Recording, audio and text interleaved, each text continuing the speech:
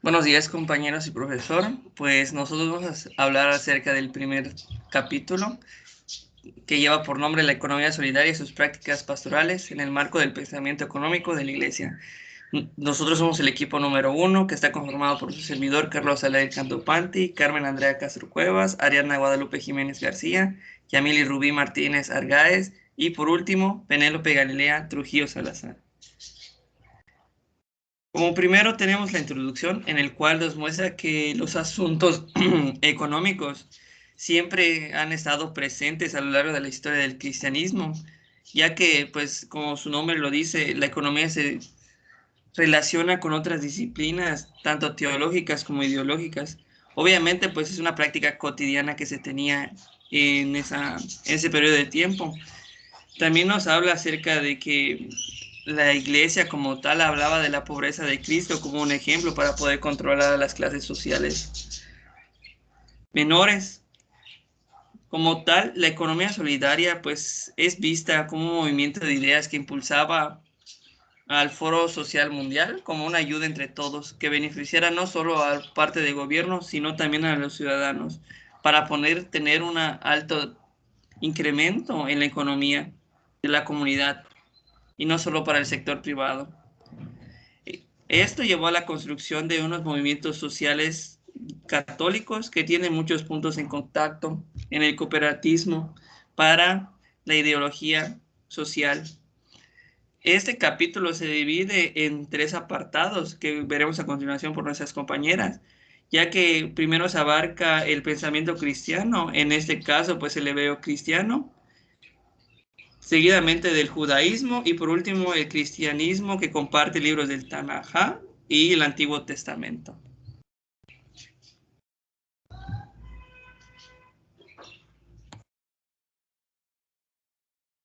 Buenos días. Dos conceptos que están derivados de la tradición hebreocristiana que tienen una particular importancia de la perspectiva económica son el jubileo y la usura. En ambas es observable cómo las formas de entender y hacer economía estaban pues supeditadas a la normatividad social. Jubileo viene del latín jubilat, que significa gritos de alegría, y es una tradición hebrea antigua que consiste en una fiesta realizada cada 50 años, que tiene como finalidad pues perdonar las deudas, liberar a los esclavos y pues devolver a los primitivos dueños de las tierras que les habían despojado. Siguiente, por favor. Juan Pablo II dijo, y cito, el año jubilar debía servir de ese modo al restablecimiento de esta justicia social. Así pues, es de la tradición del año jubilar encuentra una de sus raíces la doctrina social de la Iglesia. El jubileo pretende encontrar como un lugar privilegiado la caridad, que pues distorsionada por la historia no es otra cosa que amar al prójimo. Por lo tanto, la misericordia y la caridad pasan de ser vistas desde la doctrina de la Iglesia como factores imprescindibles para practicar la solidaridad con los demás, especialmente de los más necesitados, y así como empeñarse por el bien común. Siguiente, por favor.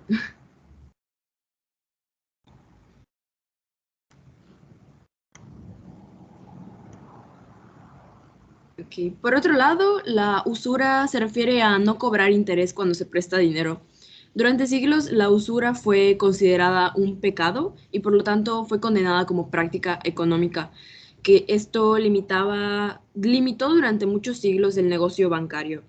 En ese entonces, el préstamo con intereses ya estaba ganando terreno en el contexto de un mercantilismo que poco a poco iba ocupando lugar en la práctica y en el pensamiento económico. Siguiente, por favor.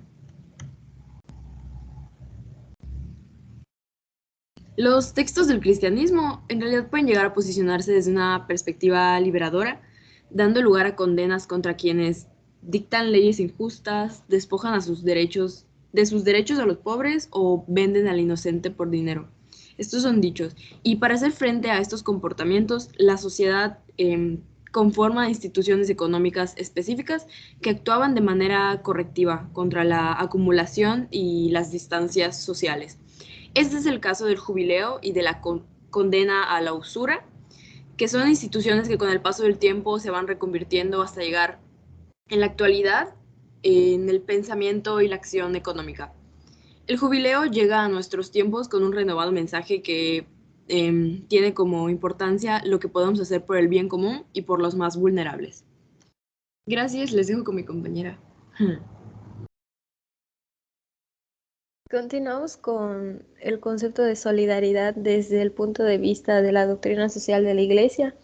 Este dice que tiene un profundo significado y que no debe confundirse con otras categorías de análisis como son la filantropía y las nociones asistencialistas y paternalistas, perdón. Dentro de la doctrina social de la Iglesia, la caridad es considerada por la Iglesia Católica como una de las 3 virtudes teologales y esta hace referencia al amor a Dios por sobre todas las cosas. Siguiente. Dentro de la doctrina social de la Iglesia existe el concepto limosna, que tiene como significado uno de los principales testimonios de la caridad fraterna y también significa una práctica de justicia. La limosna, desde el punto de vista cristiano, no es dar por lástima, sino compartir por obligación. Y esta misma definición debe estar inmersa en el acto llamado ser solidario, donde al oprimido no solamente se le auxilia, sino también se le libera. Siguiente, por favor.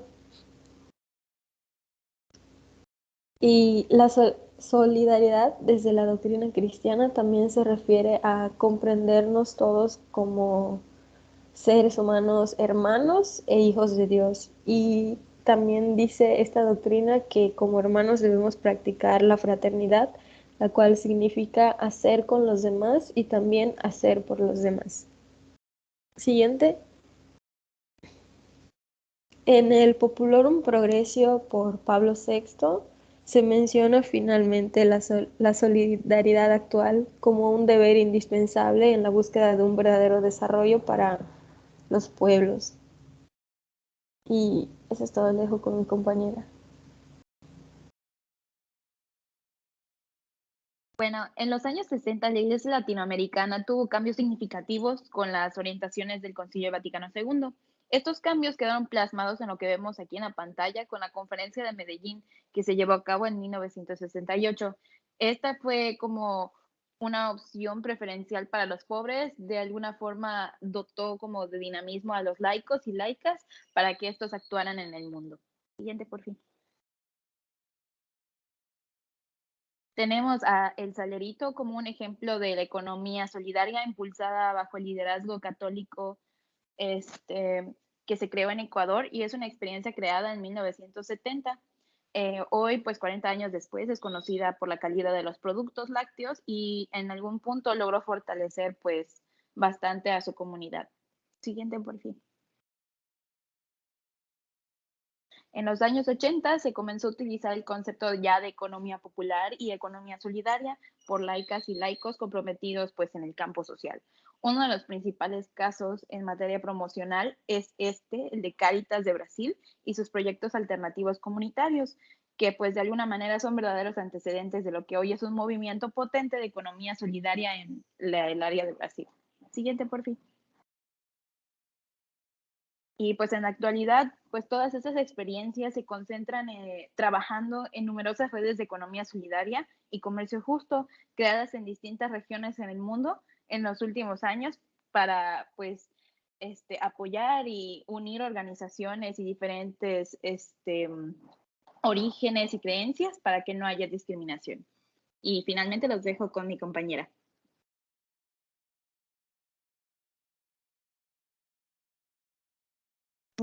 Buenos días. Bueno, si tomáramos en consideración el ser llamados solidarios a vivir como hermanos practicando la fraternidad para construir, entre comillas, una nueva civilización de amor, no parecería ser la actual economía el ámbito más propicio para el fomento de esos valores.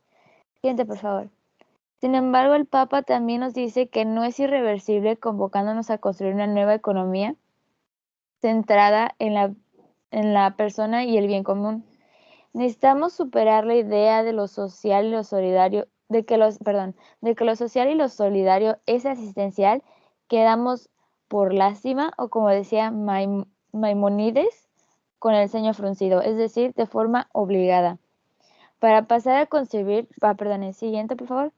Para pasar a concebir la solidaridad como un valor que penetra la práctica misma de la economía, dándole una identidad específica a los procesos de producción, de distribución, de consumo o de ahorro. Siguiente, por favor. La santa y pecadora en nuestro continente latinoamericano ha colaborado a construir, junto a tantas personas de buena voluntad, algunas experiencias de economía solidaria que pueden verse como semillas de una nueva realidad, como esperanza. Listo, esto es todo por mi parte. Muchísimas gracias.